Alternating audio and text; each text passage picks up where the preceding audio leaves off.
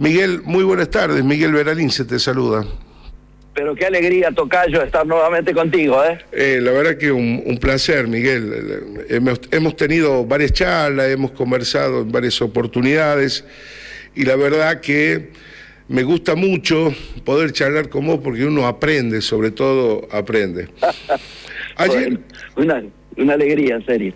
Contame. Ayer hemos conocido los datos del INDEC Sí. y arrojó un número que por ahí, en materia económica o de sensación social, dice, bueno, esos números son totalmente irreales. Pero hay un número y hay un concepto en economía, y quiero que vos nos cuentes, le cuentes también a nuestra gente, que es la inflación núcleo.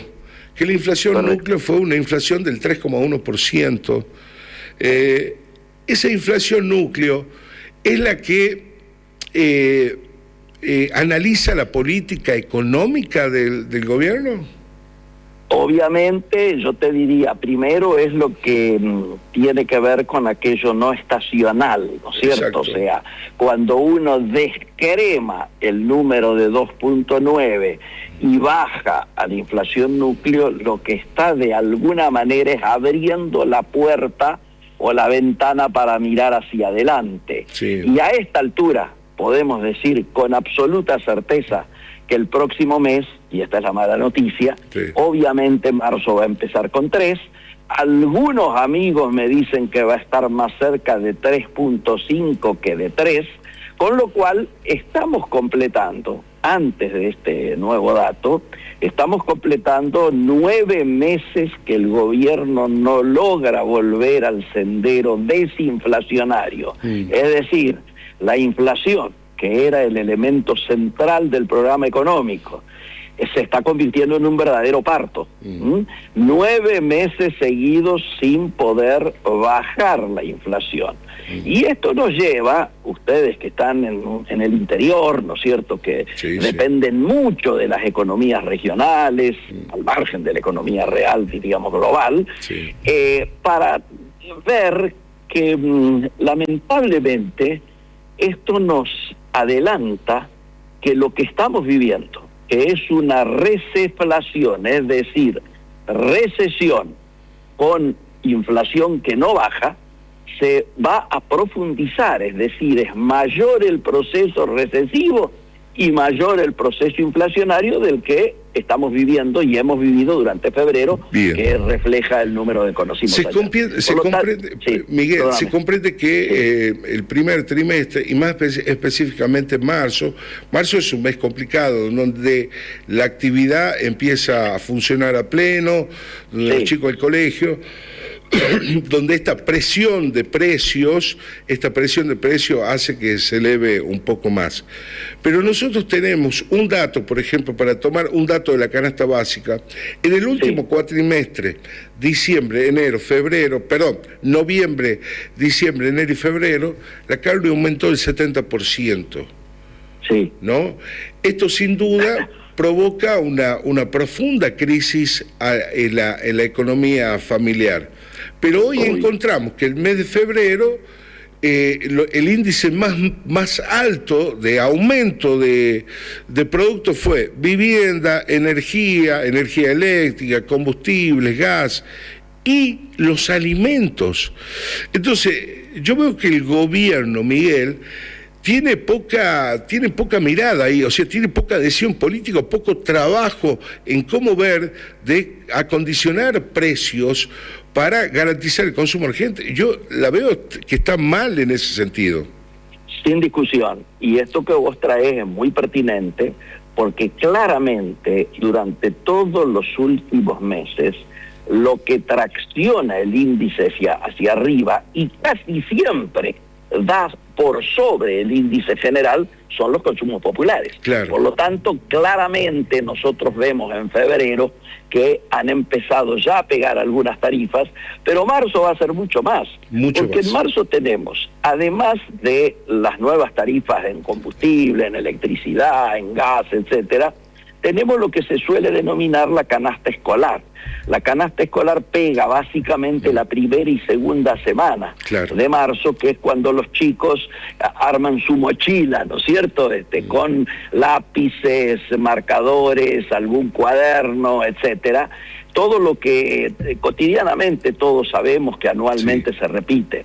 Pero te diría que a esto encima vamos a tener que agregarle el efecto de la guerra. El efecto de la guerra que nos lleva a un proceso inflacionario a nivel global que nadie discute. Pues fíjate que paradójicamente ya se empieza a decir que el cuadro económico que se está configurando es de receflación, es decir, recesión con inflación al alza. Bien. Y esto también nos pega de manera directa a los argentinos, nos pega a todos, digamos, ¿no? Ahora no crees, Miguel, va a venir a potenciar el proceso inflacionario argentino y no me extrañaría que el gobierno hasta utilice como excusa para el relato decir que bueno, veníamos conteniéndola, pero ahora se nos escapa por culpa de la guerra. Exactamente. Hay un talón de Aquiles que tiene el gobierno que no logra capitalizar dólares, ¿no? Por el tema de hacer frente a los pagos que tiene. Ahora, ¿no crees que es una buena oportunidad del gobierno con esta suba del petróleo? Los commodities también se van a acomodar en alza y va a ingresar buena cantidad de dólares a Argentina. Hay que ser muy cuidadoso con esto. Bien. Yo veo muchos amigos sumamente esperanzados en que la guerra, entre comillas, nos viene bien. Significa una oportunidad. Yo digo que depende dónde estás parado.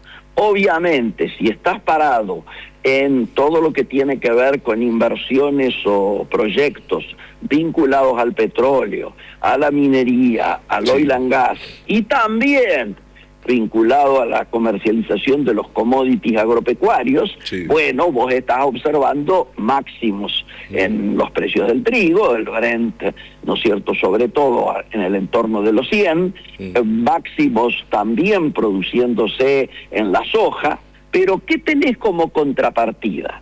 Como contrapartida tenés 2 o 3 cuestiones. Primero, que entre vos y yo, ya que nadie nos escucha, estamos en el culo del mundo, y por lo tanto la incidencia de los fletes, el crecimiento de los fletes, nos perjudica en términos de nuestras exportaciones, que precisamente son las que tienen que generar los dólares. Segundo, todo lo que tiene que ver con fertilizantes, particularmente urea, el 80% viene de la zona del Golfo o tiene que atravesar el Estrecho de Hormuz. Exacto. Es decir, que nuestros chacareros o van a tener encarecido el insumo cuando vayan a efectuar la próxima campaña, es decir, la próxima siembra, o directamente se va a achicar la superficie dirigida precisamente al tema agrícola, y seguramente muchos de esos espacios sean destinados al pastoreo.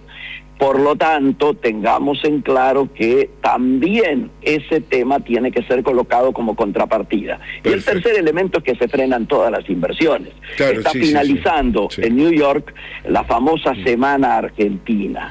El 90% de los asistentes a todas las reuniones fueron argentinos. La única inversión que se anunció es de una empresa argentina con capitales argentinas. Pampa Energía, ¿no es cierto?, anunciando a través de Midland una inversión en el área de Vaca Muerta que la podría haber hecho acá en una reunión en Puerto Madero. Claro, la hacen allá. 400 empresas. ¿Por qué? Porque obviamente con la situación coyuntural que se da, con las fuerzas del cielo jugándote en contra, digamos, en este caso, todo lo que tiene que ver con inversiones se para y se produce lo que se denomina un vuelo a la calidad. Cuando hay incertidumbre política, como la que está habiendo en estos momentos, cuando el impacto sobre la economía global es de la dimensión de lo que estamos viendo, los capitales que se asustan prefieren salir de los países emergentes, postergar toma de decisiones de inversión y refugiarse en el dólar o en los bonos de deuda de Estados Unidos. Impecable. Tesoro, ¿no es cierto? Impecable. Esto es lo que se denomina buscar el famoso flying to quality, o sea, vuelo a la calidad, que es buscar resguardo de valor en determinados activos, que inclusive en algunos momentos hasta puede ser el oro. ¿Por qué no es el oro ahora? Porque el precio del petróleo está muy por arriba, y entonces tal vez convenga tener papeles en alguna de las compañías petroleras. Petroleras, ¿no? Algunas acciones. Es importante, Miguel, nuestro desafío también como comunicador es trasladarle a la gente algunas cuestiones que son técnicas o poco entendibles. Entonces, lo que Miguel nos cuenta es que las grandes inversiones o los grandes inversores no eligen economías subdesarrolladas como las nuestras, o países con faltante de infraestructura o cuestiones jurídicas que hacen garantías jurídicas. Invierten en lugares donde hay mayor inversión. Van a invertir en lugares donde hay mayor inversión y tratan de no vincularse con estas economías débiles. Por eso se habla de subdesarrollo. Y por eso Miguel hace esta interpretación que es un lujo, chicos. Esto es un lujo tener un hombre de este calibre. Miguel, se dio una variación de la inflación acumulada del 5,9%. El presupuesto que se presenta y que se aprueba en el Congreso es un presupuesto que tiene una estimación inflacionaria de 10 puntos. Estamos en el primer trimestre, estamos en 6 puntos inflacionarios. ¿Esto también es subjetivo o tiene una objetividad de planchar la inversión pública por parte del gobierno? Mira, por una deformación profesional, yo soy ingeniero, a mí me atrae definir con números, cuantificar de qué estamos hablando. El año pasado cerró con un 31 y chirolas, casi 32% la inflación anual. Sí. Este año, de piso, escucha bien, de piso, y yo creo que va a estar por arriba del piso que te voy a decir, estamos pensando en 35%. O sea, es decir, más que el año pasado.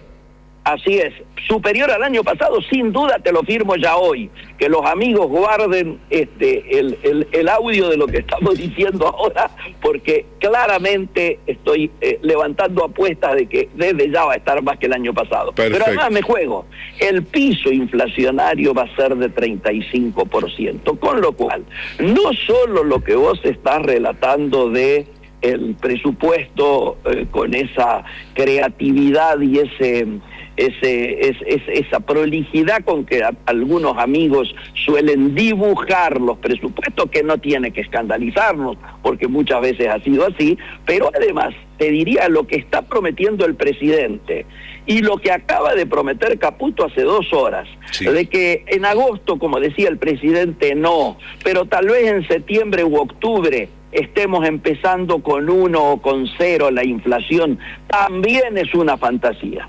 Podemos decir hoy que aunque parara la guerra ya, aunque terminara el conflicto y el impacto que el petróleo tiene en la economía, ya el proceso de desinflación no se iniciaría en la manera en que el gobierno lo está diciendo y anunciando. Creo que claramente hay una situación que Caputo a lo mejor se ha puesto muy nervioso porque tuvo un fallido y en lugar de hablar del gobierno del presidente Milei, dijo el gobierno del presidente Menem, y esto es interesante decirlo en una provincia como La Rioja, y mañana va a decir el gobierno del presidente Macri, y pasado va a decir el gobierno del presidente Videla, porque claramente se encuentra Caputo en una situación en la cual lo central hoy es que ni la lucha antiinflacionaria está dando los frutos y todo el mundo visualiza que la debilidad del programa comienza a mostrarse en la caída de los niveles de actividad que implican el cierre de empresas, el impacto sobre el empleo y el hecho de que nuevamente, después de varios meses, la preocupación de la gente que encabeza toda encuesta es: no llego a fin de mes. Para que tengas idea de una figura emblemática, se hace la reunión de Expo Agro ahora, ¿no es cierto?, esta reunión del campo. 7 u 8 empresas de máquinas, herramientas, eran de China. Exactamente. Miguel. Con lo cual esto está indicándonos el camino hacia el que estamos marchando. Un placer, Miguel. Tengo que cerrar el bloque porque si no me quedaría toda la tarde hablando con vos, porque la verdad que sos una fuente de sabiduría. Muchas gracias por esta oportunidad, Miguel, de charlar con vos. Gracias a vos, Miguel, siempre a disposición. Chao. Miguel Ponce, economista, hablando de los temas de la economía. Le quería pedir un concepto, sí, ya vamos a la pausa. Le quería pedir un concepto sobre la economía doméstica o la micro, la que tanto se habla, micro y macro. Y al final nos dio el concepto de la micro. Sin actividad, hay una caída profunda de la actividad, hay una caída profunda del consumo. Eso es lo que se está viendo en la economía doméstica, que empresas cierran, pérdida de puestos de trabajo y a la gente no le está alcanzando los ingresos, porque hay una depreciación salarial, pero es parte de la política de gobierno. Por eso la pregunta está enganchada una con otra. Primero, el presupuesto aprobado con una mirada inflacionaria de 10 puntos, estamos en 6 puntos. Eso quiere decir que el gobierno tiene poca actividad